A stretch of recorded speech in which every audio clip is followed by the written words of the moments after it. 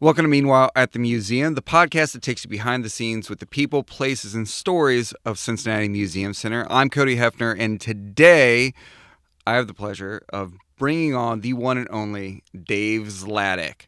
What's up? What's up? How's it going, Cody?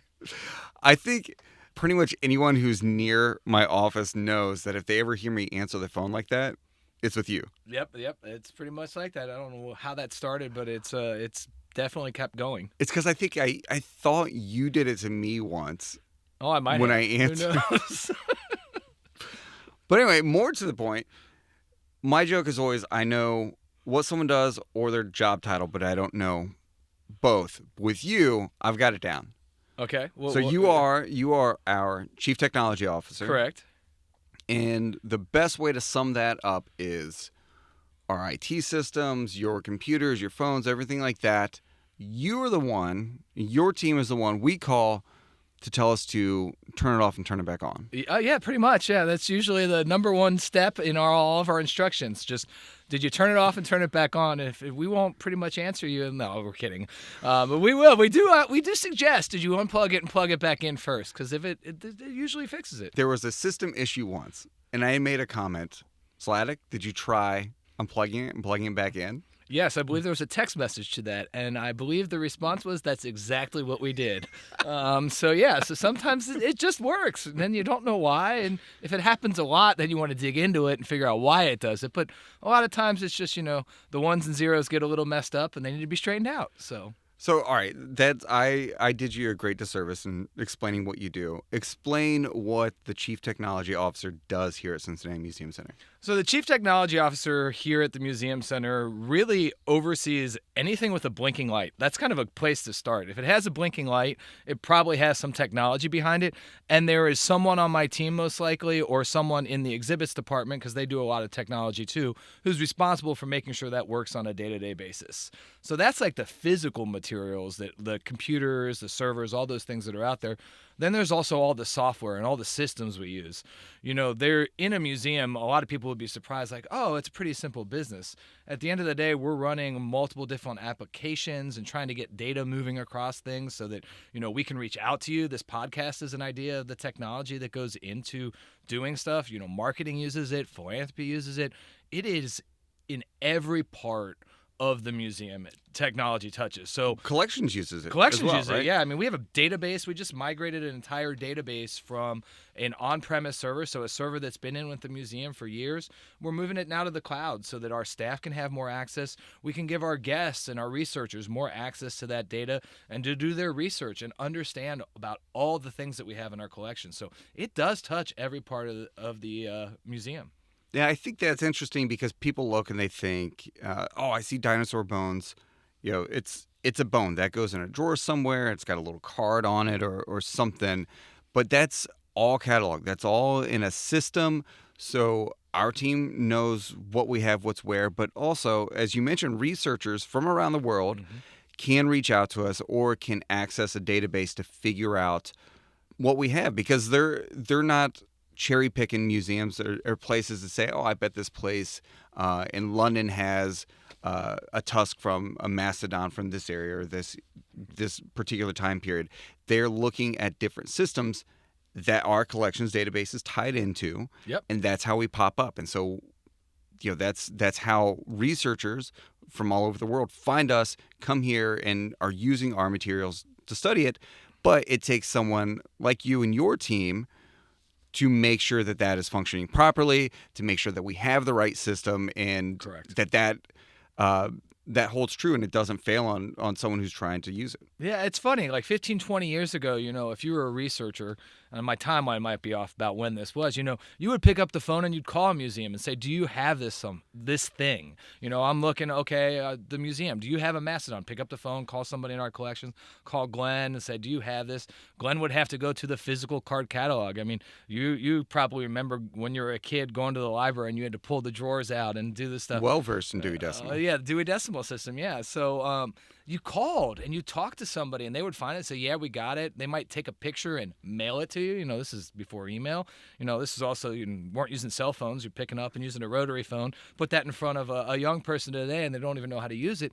But yeah, technology has taken us a long way forward to be quicker and figure out who has what and research what. You can go to our website right now and click on our library page and research what we might have in our collection, and then come into the library if something really piques your interest, and work with our researchers in the library, our librarians, to look at that stuff. So the open access to data is kind of what we look at now, has made it a lot easier for people to really understand what people have, where it is, and get to that research in a much quicker way. As more systems are using data or are online, our finance and our accounting team, all of that stuff is online. All that is database, cloud-based, software-based, whatever. These words that that I don't. Yeah. But that then also means you're like the cyber bodyguard for the museum, right? It's the cybersecurity guard. Yeah, I mean it's a lot of people. I don't think any organization, the chief technology officer in any organization, you're ultimately responsible. But you've got a great team.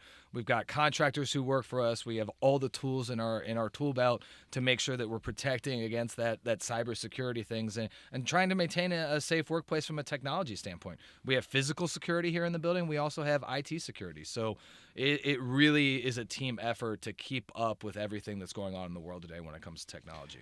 Guarantee someone listening right now has a password that is password, yes, or is on a Post-it note Don't on do your that. computer or under your keyboard. It's putting your password on a Post-it note is putting the door key under the floor mat. Yes, it really is. Or putting your car key just in your cup holder in your car and saying, "Hey, here it is. No, Come take it." It's above the visor. Oh, it's in the visor? It's okay, always the well, visor. it could be in your visor. But yeah, don't do that. Number one suggestion, if you take anything from this podcast, don't put your password on a Post-it note. Talking about cybersecurity, it's like you have smoke detectors in your home in case there is a fire. There are things you do to safeguard. There are very simple things you can do. Yep. And just like you replace the batteries every 6 months in your smoke detectors, you're constantly upgrading your software and upgrading your protections. So we're doing that just so everyone's listening. Yes, we and are. is aware. I think we do it too much. Our staff, we constantly are pushing out new updates for your computer, and I'm sure you've seen it, Cody. You get this box that says your computer will reboot in 30 minutes. You can delay this 10 times, and it's like, do you understand how many files I have open on my desktop at any given time? So when it says I'm going to reboot in 30 minutes, I'm like, it's going to take me 30 minutes to close and save everything properly. Cody, I would suggest you not keep 30 files open on your computer at one time. But, that's a personal problem. Got and a lot that's not going IT's. We're warning you. We don't just reboot it on you. We could just reboot it on you. So at least we're giving you a little bit of a warning. That does happen, though. I put it up long enough. But all right, so IT's not all you do, though. No, it's not. You also oversee some other teams. You have some other functions that report into you. What are those? Yep. The other functions report into me. Guest services and experiences reports into me. So Kelsey leads that team. She leads it great. These are the people who are on the floor serving our guests on a day-to-day basis. So it's everyone who's selling you a ticket down at the kiosk, our box office. It's everyone who's taking your tickets as you go into the museum. It's the great staff we have on the floor interacting with you, offering the programs, at the science stage or down story tree time. And then it's also our call center. So if you call in and you're a group and you're trying to book, that staff there. So it's a team that a lot of people, when I say I oversee that, they're like, why does the chief technology officer oversee that area? And I think there are a lot of reasons. And with my background, I'm sure we'll get to this later, is I have a lot of background in customer service and working in that department. But I do see my role as chief technology officer is making sure our guest experience is as great as it can be. And technology touches those areas in so many ways.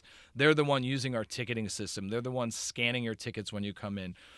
They are responsible for all that. So I work with Kelsey and that team as much as possible to try and figure out ways that we can look at new technology that might make their jobs easier, and make it so we can get the guests in the door as quickly as possible so they can experience all the great things we have to offer here. For anyone who's tried to order food online, order tickets online, order anything online, and it bogs down and it's just spinning you in circles or something like that, and you just give up and go home, that's your first experience with a company, with an organization, with Correct. a place. So for us, our guests, if they're buying tickets online, when they're buying tickets online, that's their first memory of their experience with us. And if that's a poor experience, they're already walking in remembering how frustrating that experience was. So it's critically important that you are doing what you can on the back end so that the frontline teams can really shine and set that bar for their experience. 100% agree. I think for our guests, we're trying to do everything we can to make that process easy so they can come here. They can, nobody wants to wait in a long line. Some things you can do online, some things you can't. So there are times that you do need to get in line. But I think our goal is, you think about coming to the museum, you go to our website, you can easily buy the tickets, you come in and you see the exhibits. And not that we don't want that guest interaction, because we do want that guest interaction. We want those people to interact with you, tell you about what might be best for you. But if you just want to come in and have your tickets and go in, that's great. We've done a lot to improve our online systems over the years, and we have big plans in the coming years to continue to improve it so that we can make it easier for our guests to have that experience and have a good experience with us. Remind me, how long have you been with the organization? When did you start? So I started in May of 2017, so a little over 6 years. Yeah. And second stint at the museum. Yeah, you're a retread. I'm a retread, yep. Apparently didn't upset anybody that much, or they all left before I came back the second time around. You just waited until there was enough turnover that you jump back in. Nobody remembers me, no. Actually, there's still quite a few people here who were here my first time around. So I worked in exhibits, right? I worked in exhibits from 2002 to 2004. So worked down in, Erica was on the podcast a few episodes ago. She runs the shop. So I did a combination of working in the shop, building the interactives. So all the electronic exhibits, interactives that would have occurred back in 2002, which are immensely different from where we are now in 2023. There's just a bunch of Game Boys. Yeah, Game Boys buttons, like a Hubble button. If anybody knows what a Hubble button is, they're tested and tried and true to like a million presses. Now we have touchscreens everywhere. We have some buttons. But yeah, I ran that, and then we had traveling exhibits back in the day. So we toured about 5-6 exhibits all around the country. So very much like we have Brictionary right now, and we've had other exhibits. We took our own exhibits that we built, and we traveled them to other cities. So, fresh out of college, I got to spend some time traveling the country to some small cities, some large cities, setting these exhibits up, and spending a week in another museum setting these exhibits up. So that was also a ton of fun. That's awesome. Do you ever miss it? Do you ever wish you could go back into exhibits? Oh, yeah. I miss it a lot. The good news is I do get to dabble in it a little bit with some of the interactives and how technology plays in it. I do like building with my hands, so I do miss a little bit of that, but I get my fill of that at my house. So the exhibits will always be the department I loved the most from when I first started. What was your favorite exhibit that you worked on, either permanent or traveling? Ooh, in the last 6 years, No, or either in your original. Oh, in my original. So in your original stint, Okay. and then we'll do your current. Okay, in my original stint, probably the coolest and I'll pick two because I'm not good at always saying one. If you ask me tomorrow, it'll be two different ones. My wife makes fun of me all the time. She's like. When we were getting married, she was like, "What's your favorite movie?" And we did this quiz, and I listed my 3 movies, and the 3 she's like, "We shouldn't be getting married because I don't know your favorite 3 movies." I'm like, "Well, ask me every week, and it's going to be different." But wait, hold on. First off, I thought you were gonna say, when you were getting married, you're like, actually, you know what? Oh, no. I changed my mind today. We should have gotten married yesterday. But no, number 2, fortunately, that didn't happen for you because I think you lucked out. What are your what are your top 3 movies? Oh, top 3. Oh, man. I wasn't prepared to answer this question. Mm-hmm. Oh, my top 3 movies. Oh, that's hard. Probably Star Wars, Dead Poets Society, and Moulin Rouge. So which Star Wars? Oh, that's a hard. Depends on the day. Depends on what I'm in the mood for. That's such a cop out. Okay. So it's probably going to be number 6 or number 3, depending on how you count. So the final of the first trilogy, or like if I really want an epically big movie, and I think a lot of people this is going to go. I'm going to upset some Star Wars fans out here. But the Rise of Skywalker, I think, is it just they built to it. And yeah, there are some parts that they retcon some stuff and but I just think that movie builds so epically to the end. It's just a great movie. Moulin Rouge, I want to touch on because you also have a theater background. Yes, I do. My undergraduate degree is actually in theater, design and production and technology. I was For anyone who works with Zlatic, that will not come as a surprise.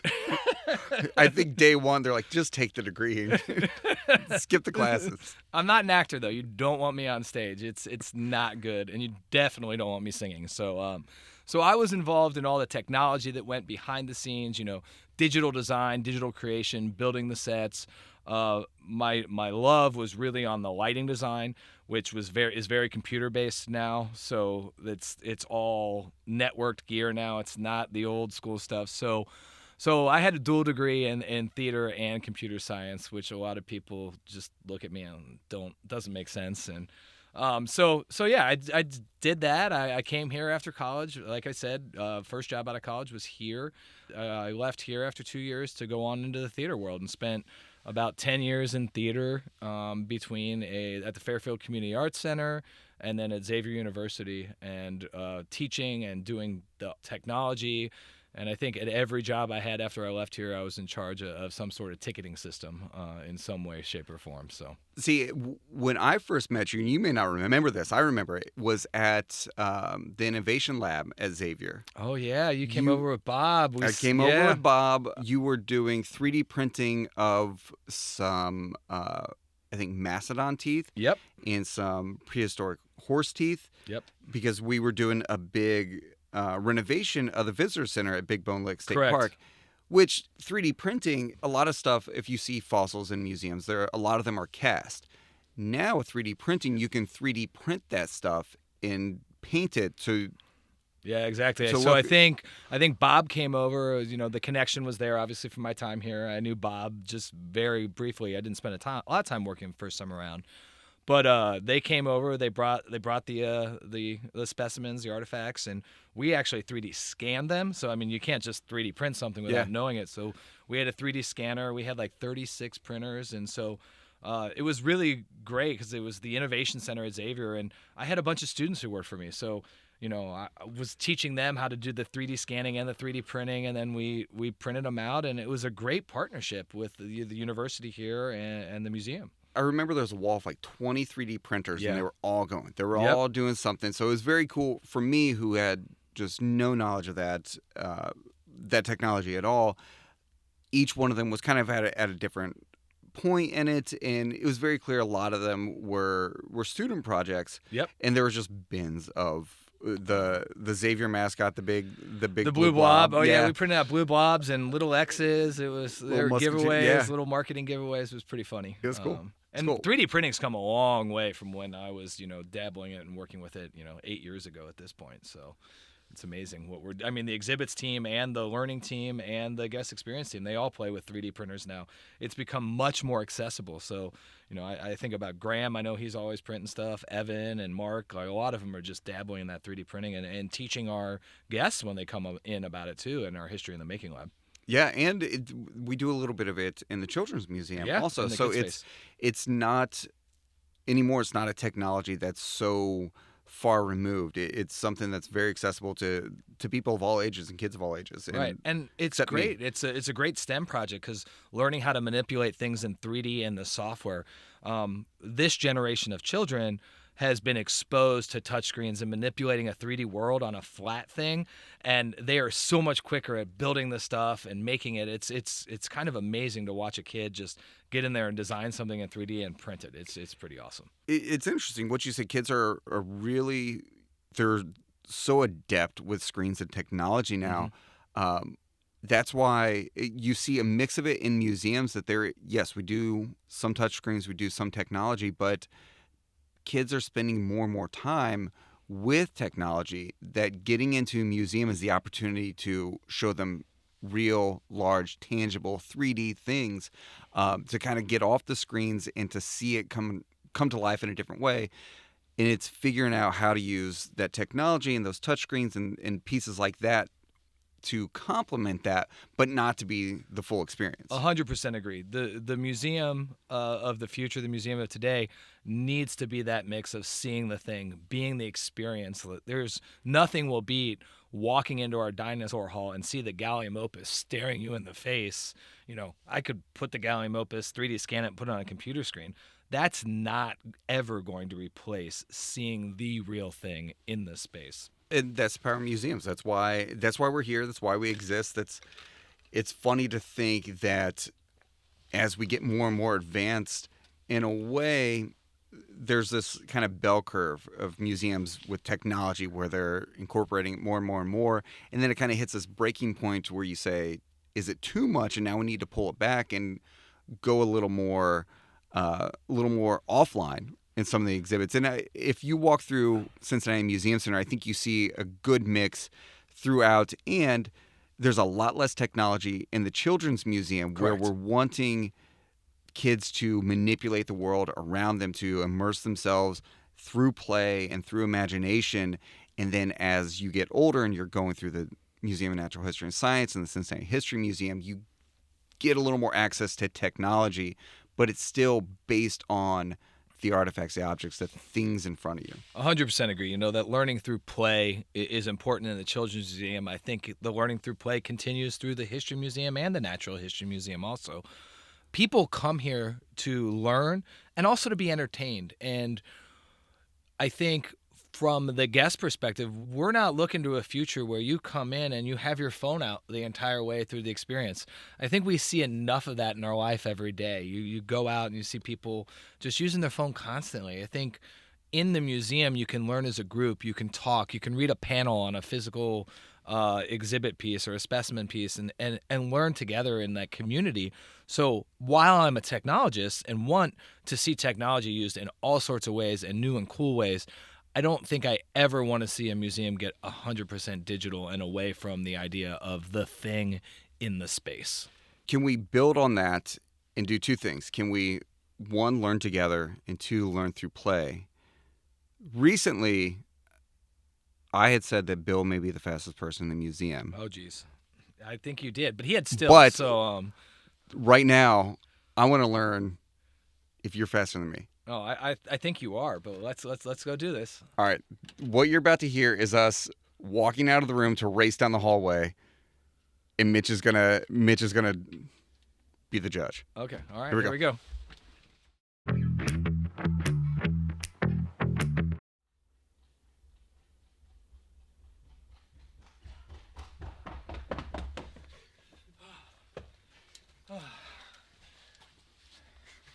Oh, jeez. Oh, that was exciting. Was Cody by a foot? Is that what it was, Mitch? About, yeah. I was working. Yeah, I was too. I'm not very fast. I don't think I haven't sprinted in probably 10 years. When's the last time you ran through this building? This is a good time to mention that there is no running in the museum, but we're behind the scenes and we've got badges, so. I don't know. I don't know if I've ever really ran through the museum. I've walked fast. When I'm late to a meeting, probably. Yeah. I've run, doing media and stuff in the morning. I've had to run because we'll have 2 or 3 stations here. And one, oh my gosh, we should have taken a longer break.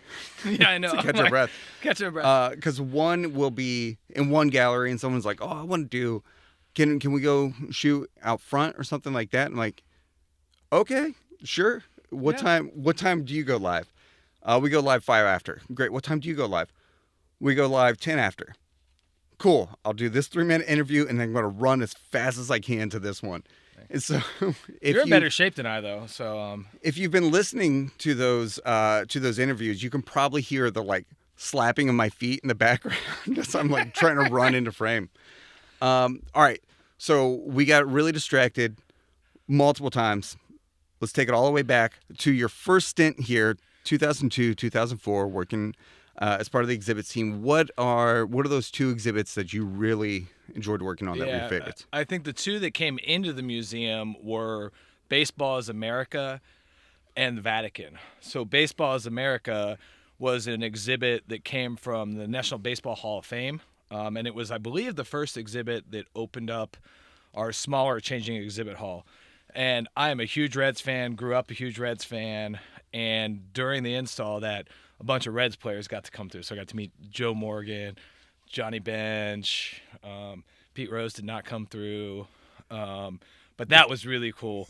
And then a couple years later, well, I guess it wasn't a couple, maybe 10 years later, I then got to go to the National Baseball Hall of Fame when Barry Larkin was inducted. So that was Oh, that's just cool. my love of baseball made that exhibit really cool. I collected baseball cards as a kid, so I got to see a Honus Wagner baseball card. Really? Yeah, I think I got to touch it. Did I get to help put that in? Maybe Dave Conza did that, who was the curator at the time. You know what? My favorite Johnny Bench and Pete Rose stories. Scott Gamfer, who was former history curator here, he and his brother were growing up and they were looking through baseball cards, and they had a rookie Johnny Bench card, and they're like, "This guy, he's not going to be any good. He's new. No one knows who he is," and they throw it aside, and made that mistake. But then as kids, you used to just be able to hang out outside the player entrance. Mm-hmm. And so after games, players would just walk by, and you, as a kid, you're like, "Oh, like Mr. Bench, we signed this, Mr. Rose, Mr. Rose." And so Pete Rose was walking out once, and they're like, Mr. Rose, we signed this?" And he was all grumpy, handed Scott his beer, who Scott's this small boy, hands him his beer, signs his brother's program or card or something, and snatches the beer back and just walks away. Wow, that sounds about right. Yeah, Right. That's pretty funny. No, so I was a huge baseball fan. I collected baseball cards with my grandpa. So that exhibit just had a lot of sentimental. It was a cool exhibit too. And then the Vatican exhibit. That exhibit was like a month-long install. We put all sorts of amazing lighting up in the ceiling, all these new walls, and the artifacts in that exhibit were just amazing. You know, all these high-value, cool things you would never see. Legit from the Vatican. Legit from the Vatican. So, I mean, I think it's a testament to how great the museum can be for this community to bring these things that you wouldn't see anywhere else in the world. Well, you could only go other places in the world. But, hey, you're here in Cincinnati, and now you can come see this and experience this in a way, and you don't have to go all the way to the Vatican. There are a lot of boxes to check. There's a lot of hoops to go through to bring these things in, to bring the treasures from the Vatican. We had a Princess Diana exhibit that had objects in it from the royal family in Britain. So they don't just give those to anyone. You have to have a certain level of security, a certain level of environmental conditions. Correct. You have to have the expertise and the know-how to do it as well. And I think that is something that people may not think about. Cincinnati Museum Center's been here in this community in some way, shape, or form for over 200 years. But as people know it today at Union Terminal for over 30 years, that's an entire generation who's just grown up with the museum and not necessarily taking it for granted, but it's just been this community anchor for a generation. And they don't think that aspect. They just know the exhibits that have come in and kind of built on that. Yeah. So you came in during the restoration of Union Terminal in 2017. So you got to experience sort of the halfway and the end of that project. Yep. So everything had been moved out. At the time when I came in, a lot of the work was underway on the building itself and the air conditioning systems and all that stuff, and IT was really starting to get implemented. And so I came in right before that to then drive us through all the things that are in the museum. There's 900,000 feet of fiber in this building, so it's like 170 miles of fiber in the building. So Mitch probably remembers. I think we put that in a construction update. Yeah, I'm not going to lie. I had to look up that number in my email because I sent it to you back in 2018. Yeah. I was like, I knew it was coming on. I was like, oh, I'll throw out some numbers that I would not have known. I just made up a number early. But it is 900,000 feet. It's a 500,000 square foot building. Yeah, it's a big building. building. So it takes a ton to connect all the spaces. Yeah. And it's not just, and as we've been talking about, it's not just making sure that you have internet wherever you're at in the building. It's connecting building systems. It's connecting interactives and exhibits. Yep. It's connecting temperature and humidity controls and all this. It's all stuff. interconnected now, and a lot of that didn't exist pre-restoration, and the building couldn't run without it now. It's really core to how this building runs behind the scenes and out in front of you. So the interactives are connected. We have to be able to update those. We have to monitor them. So if it's not connected, we can't do that. So that's the reason for that ridiculously large number that I don't think actually means anything, but it is a number. It's a lot. It's a lot. How many? 175? 171 miles? miles, I think, is the conversion. So it's a lot of fiber in the building. We have a really advanced network system here that's all based on fiber. It's pretty awesome.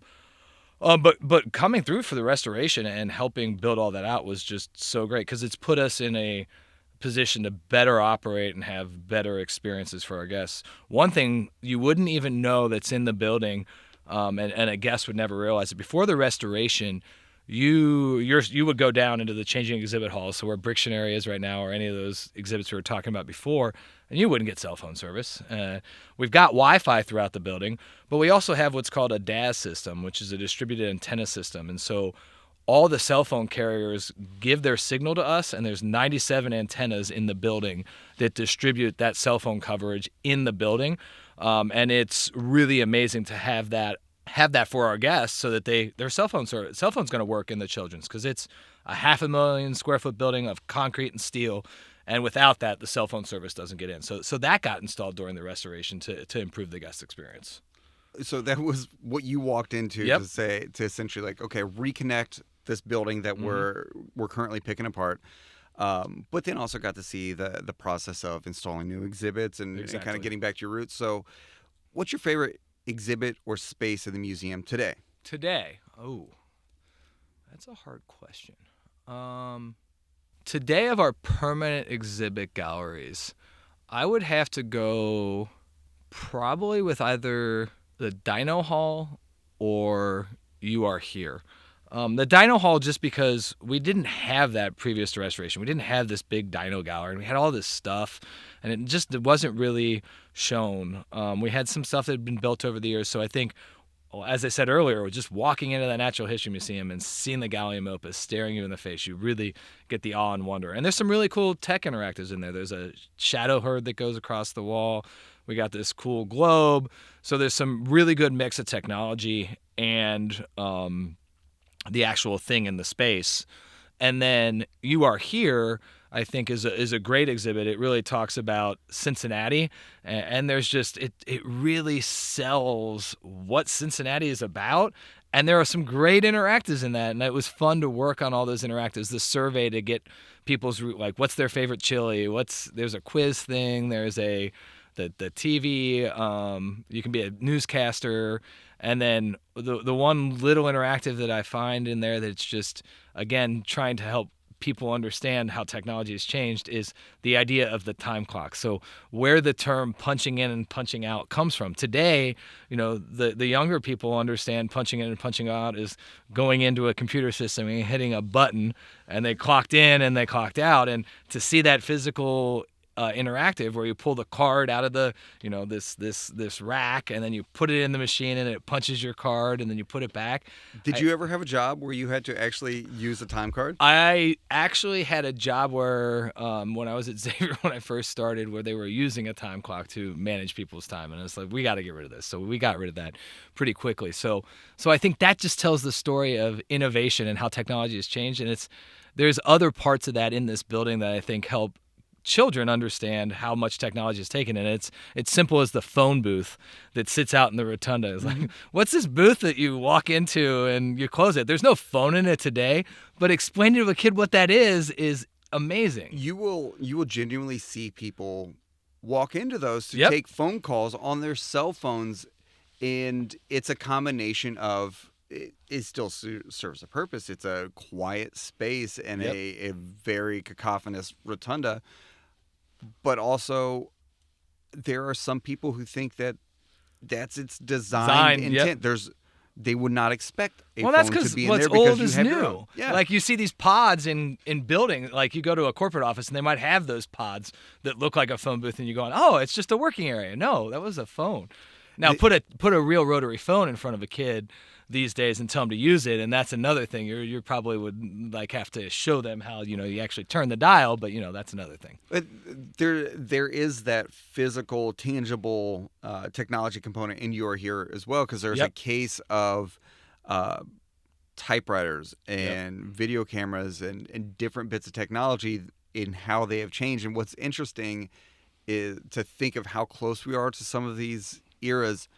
Again, I've been in there doing interviews with media and had photographers or camera people who have used some of those cameras in there that were like, I remember that camera specifically. Here's how you use it. Here's how you did this. And you look at them and you're like, there's no way that you're old enough to have been in that era. But this is not, we're not that far off in how quickly things are changing and transforming. And you see it throughout the entire museum. I think of, Made in Cincinnati. Like I have a favorite part, I think, of every exhibit in this museum. But I think of Made in Cincinnati, and it really tells the story of how we can talk about technology and digital all we want, but innovation has been a story that Cincinnati has told from day one. And you can go back to those things in Made in Cincinnati, fabric frocks, the work P&G's done, Millicron, Crosley, all those things. And it continues today. And it's to tell that story in that exhibit is also, I find, amazing. So while I have my two favorites, I can find those examples throughout the museum. You're a Cincinnati boy. You're born and raised. Yeah, born and raised. Do you remember your first time coming to Cincinnati Museum Center? I do. It was not here, obviously. So it was over on Gilbert Avenue, and it was where WCPO sits now. It's where the water tower, the castle is. Yep. So I do remember that, and I vividly remember going through the cave over there. And that's the most vivid memory I have is going on a field trip as a kid, getting off the bus, going through there, and just remember loving every aspect of it and loving every bit of the cave. So when they had the cave built here, and then we still have it today, I still think that's, I go without saying that's a really cool experience. You cannot replicate that in any museum in the U.S., and that's amazing. And now you're in this position that a lot of people are, in that you have a daughter. Yep. That is prime museum age. What's it like to bring her to the museum or to experience things through her eyes? To experience it through her eyes is absolutely amazing. So when I started here, it was 6 years ago. So my daughter was 4, and bringing her here in that prime of the Children's Museum and just seeing her light up and learning through play firsthand was amazing. Funny story about my daughter. Right around that time, 4 or 5, she was still in preschool. We were talking one day, and somebody at her preschool said, "Oh, you work at the Children's Museum." I was like, "Well, I work at the Cincinnati Museum Center." It's like, "Oh, Maeve keeps saying," my daughter's name is Maeve. Maeve keeps saying, "Oh yeah, your office is in the woods." And so my 5-year-old daughter thinking that I worked in the woods was just hilarious to me. And then right around 2020, I want to say, sometime in 2020, we were preparing. My wife was telling my daughter that we were going to a birthday party that night. It was a weeknight, and she asked, "Well, is everybody going to be home from work in time?" And she's like, Sean and Mike, which are our neighbors, Sean's a scientist and his job's important, and Mike's a doctor and his job's important. Dad works at the museum. His job's not important, so I'm assuming he'll be there, but will the other be there? And I'm like, okay, so trying to educate my daughter on what it is to work in a museum, too, it's just funny. So it's been amazing to see her witness everything open, and she loves this place. She still loves coming. We bring her as much as we can. It's the same thing with Star Wars, right? Yep. It's a movie you love from your childhood, Yep. and that you still love. And now you have this opportunity to share that with her. And for me, in those moments, there's always a lot of anxiety. Like, what if they're not going to think it's as cool as I did, or what if they're not going to get it? And you either get very sad or disappointed, or you get kind of mad about it. Like you don't understand art. Yep. you're I missing agree. out. But now you get to do that with the museum, and I think that's what a lot of parents are at. Or grandparents who grew up bringing their kids here, and now they're bringing their grandkids here, or you have this multi-generational. I guarantee you there's been people. a family of 4 generations in this museum who's known that we've been around, as you said, over 200 years, that there were 4 generations in this building in the last year, and they've all experienced it in different ways, shapes, and form, but they're sharing that together. And I think that's an amazing part about what we do from a mission standpoint, is that we're going to continue to educate. We're going to continue to provide this opportunity for people of all ages. And there are so few experiences or things that do that for people. There's so few places where you can find so many generations together, Correct. Experiencing something together and all connecting with it in a different way or in a very unique way. And that's when people think about museums and what museums do. Really, that's at the heart of it. It is. It's connecting people, whether that's with each other, with parts of the past, with a different experience or a different opportunity. They didn't know they could be an archaeologist or a biologist, and on and on and on. That's what we do. Yeah, no, it is. And I think, we've even got the building itself is an exhibit, right? So we're telling the story of this building, and there's a history in the building going back to the people coming back from World War II, the tie into the Holocaust and Humanities Center. All of that stuff exists here, and that is the reason the multi-generational family can come to a museum and explore and learn in every way, shape, or form. And it's also the reason we don't want technology to be 100% the basis of your experience, because we want everybody to experience it and learn something. Speaking of technology, I remember I used to work at the box office, so talking to almost every person who walks into the building, and they looked up and they looked at the mosaics and the rotunda, and they go, "That's so cool." I said, "I know, right? It's amazing that they preserved this." And they go, like, they just designed it to fit back in time. And I said, "What do you mean?" They go, like, the building feels old and stuff, and so you guys put artwork in here that makes it feel old too. And I go, "No, this was built in that's 1933. original." Yeah. Like they were looking at the Zeppelins and the biplanes and Yep. the mosaics, thinking like, "Oh, that's a charming choice." That's the height of technology At that time. at yeah. that time, and so everything in the building, in a way, is kind of frozen in time. Yep. But then finding a way to it's a perfect place for someone like you who is constantly all over the place. Yeah, pretty much. Because you have to be all over the place. Just walking in the History Museum, you're touching on so many different eras, so many different aspects of it. And that's not to say it's just this hodgepodge. Everything's very thoughtful, very focused, curated well for each individual gallery. But the region has a long history, and to tell all that, you really need to find those threads. You don't walk through the museum in a timeline, you walk through threads. 100% agree. And there is so much story to tell. We try and tell as much as we can, and there's always more to tell. I think that's the challenge. It's a 500,000 square foot building, but still it's not big enough to tell all the stories. So your idea of the threads, or your concept of the threads, is really what gets you through the museum and tells those key things. So I need to ask you two questions before we kick you out. One is, do you have a favorite moment or memory working at the museum? Oh, favorite moment or memory? It's so hard to get it down to one.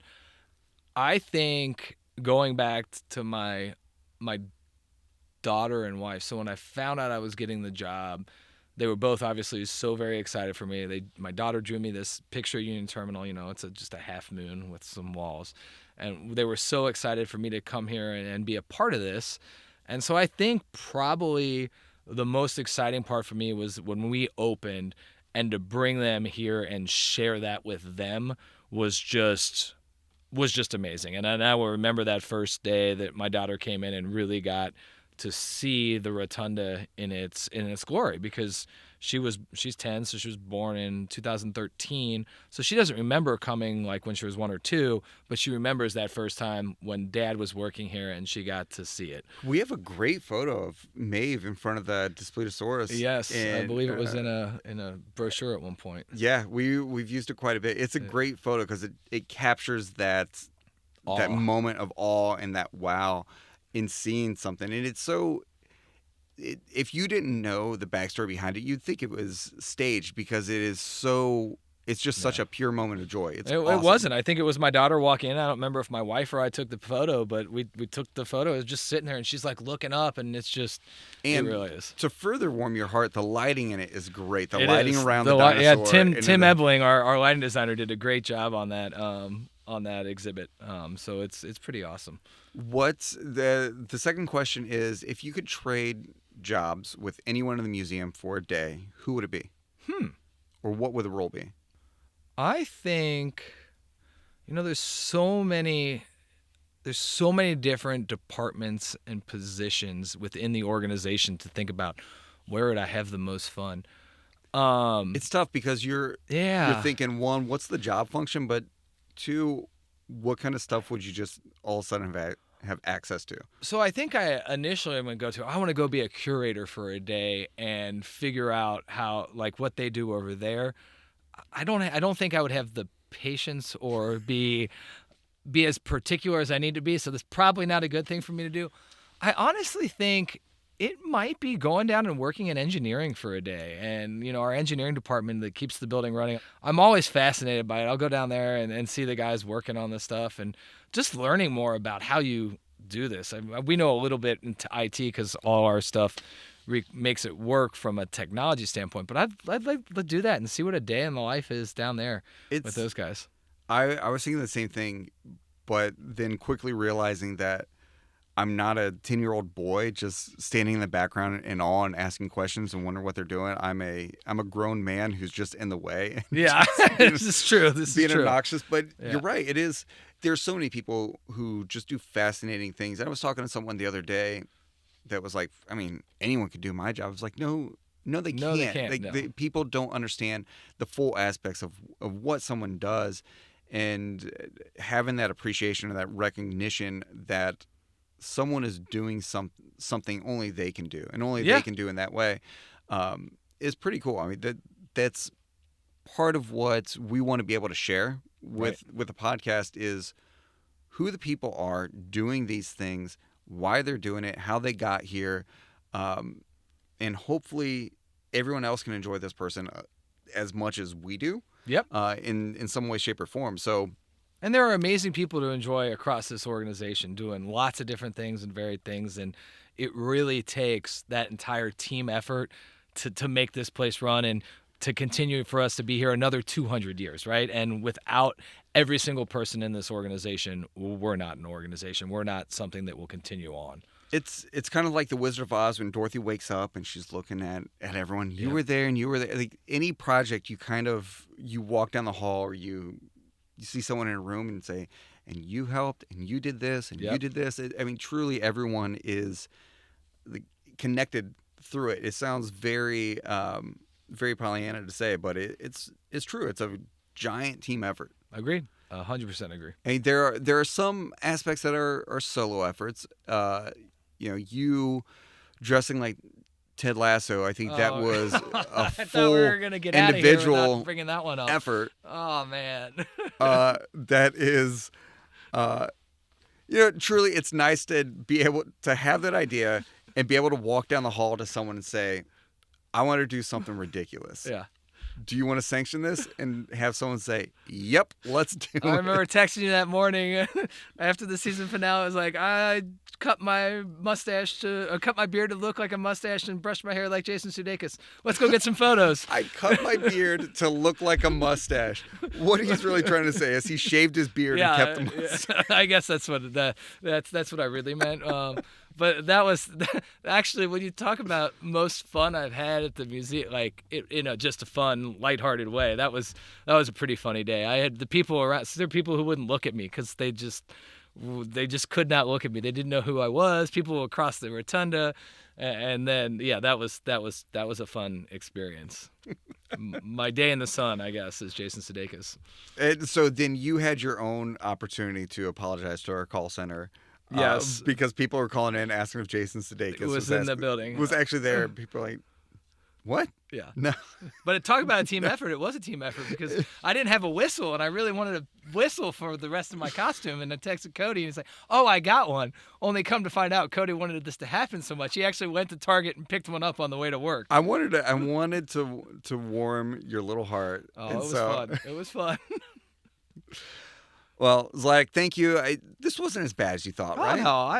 No, I just don't like to hear myself talk, so I may not listen to this podcast myself, but it's been fun talking with you and sharing my experience and talking about the museum because it's just such a cool place. Way to sell the podcast on that one. Oh, well, I mean, I said I wouldn't listen to it. I said everyone else should. Everybody else should. I just don't like to hear myself talk. That everyone really should listen to this podcast. And if you've gotten this far in the podcast, you've been listening. So sell it to everybody else. Just I'm not going to listen to this one. There we go. We appreciate the pitch. All right, Zlatic. Thanks so much. Thanks, Cody. Thank you for listening to Meanwhile at the Museum. Remember, if you liked what you heard, please rate and subscribe. But more importantly, come see for yourself. Visit cincymuseum.org to see the latest reasons to visit. If you have any questions, comments, or just want to tell us how much you love the show, send us an email at meanwhile@cincymuseum.org. Thanks for listening.